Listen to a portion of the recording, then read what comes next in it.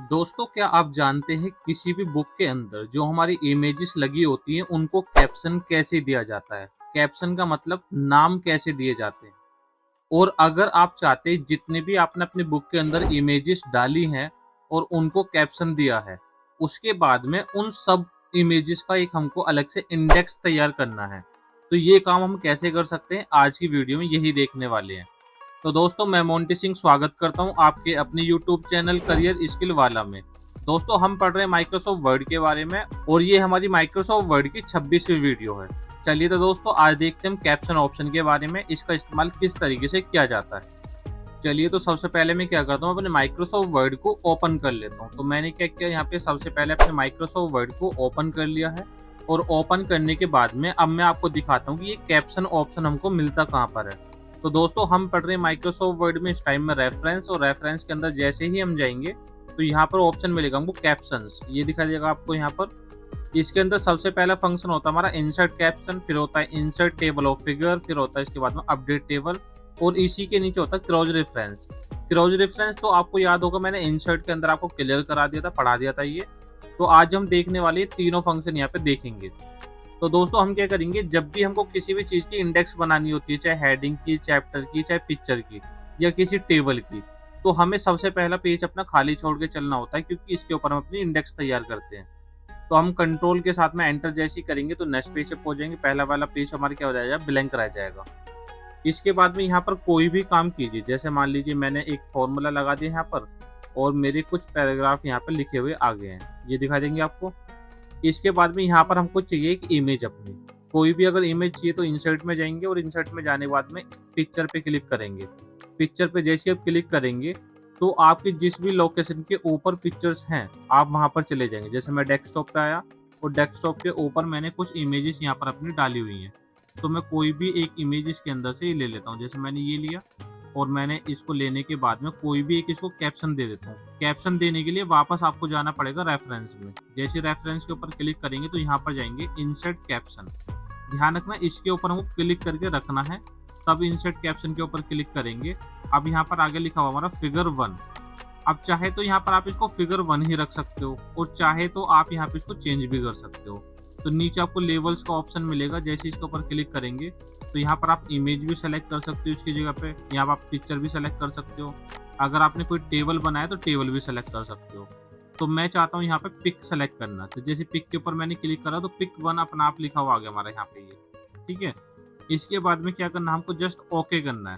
अब देखो दोस्तों, एक पोजीशन का ऑप्शन और मिलता है यहाँ पे। जैसे इसके ऊपर क्लिक करेंगे तो यहाँ पे ये कह रहा है कि इसके ऊपर में लिखना चाह रहे हो अबव, या इसके बिलो में नीचे लिखना चाह रहे हो। तो हमेशा जब भी हम कोई भी कैप्शन देते हैं, नाम देते हैं, तो वो नीचे लिखते हैं हम। तो यहाँ पे बिलो के ऊपर क्लिक करके रखेंगे। अब इस पिक्चर का जो भी आपको नाम लिखना है, वो नाम यहाँ पर आप टाइप कर सकते हो। जैसे हमने ABCD कोई भी अगर नाम देना है इसको, तो हमने ABCD इसको नाम दे दिया अपना। और इसके बाद जैसे ही ओके करेंगे तो यहाँ पर दिखाई देगा हमारा, इसके ऊपर कैप्शन हमारा बना हुआ आ जाएगा। फिर इसके बाद में क्या करेंगे, अब जैसे हमने मान लीजिए ऊपर वाले जो डेटा हमने लिखा था, इसी को हम कॉपी करके नीचे पेस्ट कर देते हैं। ठीक है। तो हम यहाँ पर आ गए अपना, और आने के बाद में मैंने क्या करा, इसको पेस्ट कर दिया। यहाँ पर काफ़ी सारा पेस्ट हो गया हमारा। ठीक है। अब इसके बाद में फिर से हमको कोई एक इमेज चाहिए, तो मैं वापस इंसर्ट में जाऊँगा, और इंसर्ट में जाने के बाद पिक्चर पे क्लिक करूँगा। पिक्चर पे क्लिक करने के बाद इसके बाद में जो भी पिक्चर आपको चाहिए उसके ऊपर क्लिक करेंगे, और क्लिक करने के बाद यहाँ से हम इंसर्ट करा देंगे। जैसे इंसर्ट कराएंगे दूसरी पिक्चर भी हमारी यहाँ पर आ जाएगी। सेम ऐसे ही करना, फिर से रेफरेंस में जाना, इंसर्ट कैप्शन के ऊपर क्लिक करेंगे, और क्लिक करने के बाद में इसको भी जो भी नाम देना चाह रहे हो आप, वो नाम दे देंगे। जैसे हमने इसको गर्ल नाम दे दिया। गर्ल नाम देने के बाद में जैसे ही ओके करेंगे तो यहाँ पर दिखाई देगा आपको पिक टू गर्ल, यहाँ पर लिखा हुआ आ जाएगा। इसके बाद में आगे चलेंगे, फिर से हमने कोई भी अपना टेक्स्ट लिखा, और टेक्स्ट लिखने के बाद में फिर हमको इमेज चाहिए कोई नई, तो हमने फिर से इंसर्ट में जाना है, और इंसर्ट में जाने के बाद में पिक्चर पे क्लिक करेंगे, और फिर से हम जो भी पिक्चर चाहें वो पिक्चर अपनी यहाँ पर ले सकते हैं। ठीक है। तो हमने इस तरीके से जो भी पिक्चर हमको चाहिए, हमने एक एक करके अपनी सारी पिक्चर्स यहाँ पे क्या कर ली है, ये इंसर्ट करा लिए। अब इसको भी जो भी नाम देना, BCD मैंने नाम दे दिया, पिक 3 BCD यहाँ पर हो गया, और ओके कर देंगे तो यहाँ पर भी इसका नाम लिखा हुआ आ जाएगा, ये दिखाई देगा। अब ऐसे ही जहाँ जहाँ पे आपको अपनी इमेजेस को नाम देने हैं, कैप्शन देने हैं, इस तरीके से आप देते चले जाएंगे। और ये काम करने के बाद में आपको आना फर्स्ट पेज पे, जो आपने खाली छोड़ा है। इस पे क्लिक करेंगे, और यहाँ पर एक फंक्शन मिलेगा इसके बाद में आपको, ये वाला इंसर्ट टेबल ऑफ फिगर। इसके ऊपर जैसे ही आप क्लिक करेंगे तो एक फंक्शन खुल के आ जाएगा यहाँ पे। और यहाँ पे देखो, तो यहाँ पे नीचे आएंगे तो यहाँ पर एक ऑप्शन दिखाई देगा हमको कैप्शन लेबल। इसके ऊपर देखो यहाँ पर हमारा सारे सारे वो नाम आ रहे हैं जो हमने वहाँ पे लेबल्स के अंदर डाले हुए हैं।